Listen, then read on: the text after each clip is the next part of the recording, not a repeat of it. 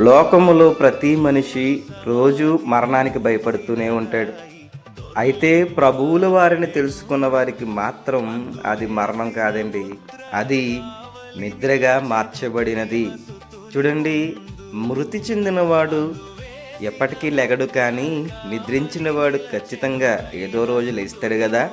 వాక్యంలో కూడా ఒక మాట ఉందండి, నిద్రించిన వారిని దేవుడు యేసుతో కూడా లేపును అని దైవజనులు ఒక మాట అన్నారు. భక్తులు సమాధి భయం పోగొట్టడానికి ప్రభుల వారి సమాధిలోనికి వెళ్ళారు. రేపు భక్తులు మేము కూడా లేస్తాము అనే నిరీక్షణ కలిగి ఉండుటకు దేవుడు లేచెను అని. నా దేవుడు సమాధిని గెలిచాడు, నా దేవుడు మరణాన్ని గెలిచాడు, నా దేవుడు సమస్తము గెలిచాడు. యేసు ప్రభు పొందిన జయమే ఎల్లవారికి కలుగును అన్నారు కదా. ఈరోజు నీకు ప్రభు పొందిన జయము కలగలిగినంటే ప్రభువును విశ్వసించి చూడాలి. మరి నీ విశ్వాసం ఎలా ఉందో ఆలోచించుకొని ఇస్తామా?